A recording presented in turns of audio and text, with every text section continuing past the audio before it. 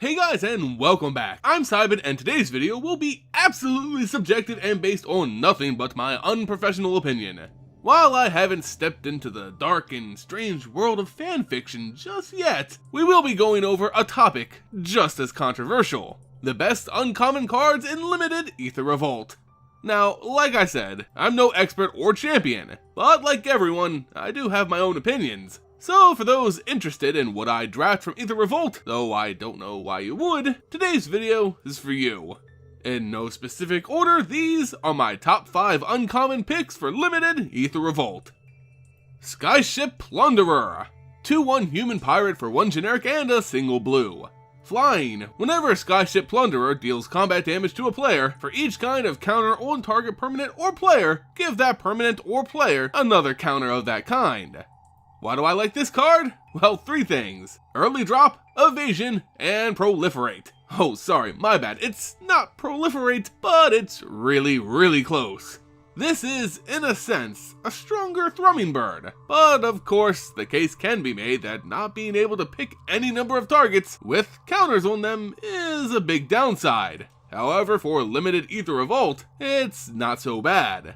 I don't know about you guys, but I've had a lot of personal success with energy creatures in my drafts, namely Thriving Rhino, and anything that can get me more energy counters will be something I gladly welcome. Not to mention that after you get a single 1/1 counter on anything, you can just bypass the whole energy requirement and buff it every time you deal damage. Believe me, your various rhinos will get stacked very quickly. Now, adding counters isn't the only thing this card's good at. Being a 2/1 flyer for 2 is, in my opinion, pretty strong in and of itself. Yeah, of course, its low toughness leaves it vulnerable, but evasion with an added benefit doesn't come much cheaper than this. If I have any types of counters included in my deck at all, depending on where I am in the draft, I'll always try to make room for Skyship Plunderer. Speaking of counters, next on my list is Untethered Express. 4/4 vehicle for 4 generic mana. Trample. Whenever Untethered Express attacks, put a 1/1 counter on it. And crew 1. So this card is actually off the rails.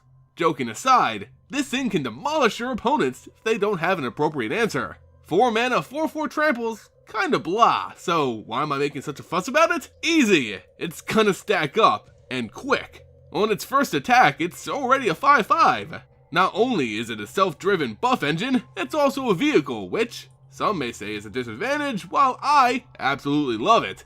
Vehicles are unique because most of the time they're not creatures, meaning they can dodge the annoying spells your opponents use to deal damage. True, it opens it up to artifact hate, but same can be said for artifact creatures, so it's really just splitting hairs. While some vehicles may be hard to play due to their crew cost, Untethered Express just requires 1 total power to commence the smashing. Think about it, even a random servo can crew this thing. Tapping a 1/1 to swing in with a boundless trample, that's a pretty good deal. Vehicles in Aether Revolt are made even better with cards like Aerial Modification and Aeronaut Admiral. While not amazing picks in normal drafts, they become better considerations if you get 1 or more of these Rhino trains.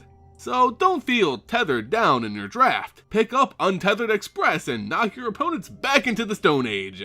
Cause, you know, it's a dinosaur. Tough crowd. 2 creatures so far, so let's mix it up. What's limited all about? That's right, removal. And this is probably one of the strongest uncommon removals we've gotten in a while. Fatal Push. Single black instant. Destroy target creature if it has converted mana cost 2 or less. Revolt. Destroy that creature if it has converted mana cost 4 or less instead, if a permanent you control left the battlefield this turn. Now, Fatal Push is the type of card I see making waves in a number of different formats. Certainly you'll see it in Standard, and it may be the new removal king in Modern since it activates off of fetch lands. Sure, it's limited to creatures with converted mana cost 4 or less, but think about it, that's a lot of annoying creatures. Bristling Hydra and Thought-Knot Seer just to name a few. But these are my picks for limited. Just because it's good in constructed formats doesn't mean it's always good for a draft. Well, Fatal Push is definitely the exception to that idea. This is premium removal at a cheap price. Even if you don't get its Revolt benefit, it still kills a host of annoying 2-drops you can face in Limited. But in Aether Revolt and Kaladesh, there are plenty of ways you could bounce your own cards to trigger Revolt, or simply wait for it to act like Morbid. As an instant, you can really plan out the appropriate moment to kick an opponent's creature off the face of the earth.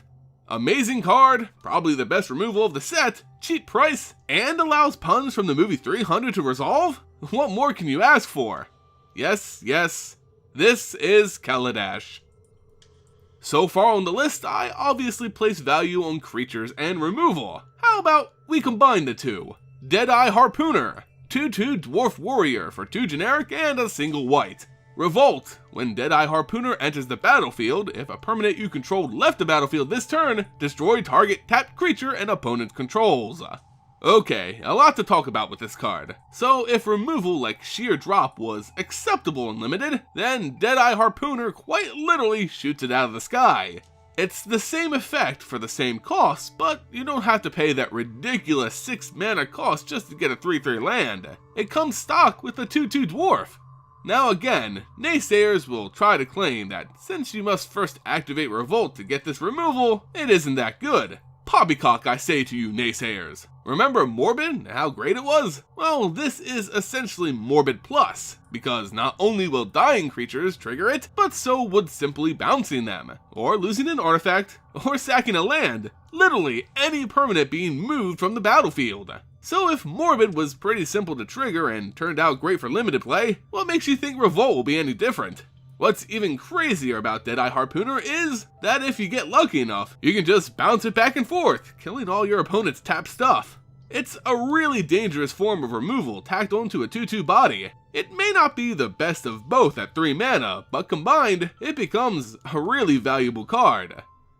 And finally, we get to my top pick, even though I said the list wasn't in any particular order, but yeah, spoilers, this is my favorite card for Limited out of all of Aether Revolt. And it's Gifted Aetherborn, 2/3 Aetherborn Vampire for double black with Death Touch and Lifelink. Remember the good old days of the OP Vampire Nighthawk? Well, meet its more grounded cousin. For 1 less mana, you lose the flying, but still, it's just as amazing. This is a strong tempo play. It's offensive, defensive, and cheap, making it a really good pick for drafts. Your opponents won't want to attack into it or even block it because of the Death Touch, and anytime it deals damage, you'll get some life for your troubles. Now, the key abilities on Gifted Aetherborn alone would have made it an interesting card, even if it was a 1/1. But Wizards of the Coast went the extra OP mile by giving it an insane stat line for the cost. A 2/3 for 2 is beefy enough to stand up to a lot of early drops, while still being scary to bombs because of its Death Touch. Sure, at 3 toughness, you can burn it down with various forms of removal, but honestly, that's okay. This card needed some kind of weak point after all. Yet, while I can praise it all day in Limited, Gifted Aetherborn is the type of card I don't see faring well outside of that format. Sure, it's a value and possibly a tempo card, but unless Aetherborn Tribal or Aggro Black becomes a thing, it just won't have a suitable place. That being said, it's still nuts and Limited. Like, I'd splash black just for this. Well, okay, I'd have to think about it first, but really it's that good. Its power is in its simplicity, value stats, value abilities at a discounted price. It's easily my favorite card in Limited Aether Revolt. And there you have it guys, my favorite uncommon cards for Limited in Aether Revolt. Now some of my cards you guys probably agree with, others, a little more contentious. Let me know your favorite uncommon cards for Aether Revolt in the comments below. If you enjoyed the video, go ahead and give it a like, share it with friends, and subscribe for more Magic the Gathering news and lore. Thank you guys so much for watching, and I'll see you next time.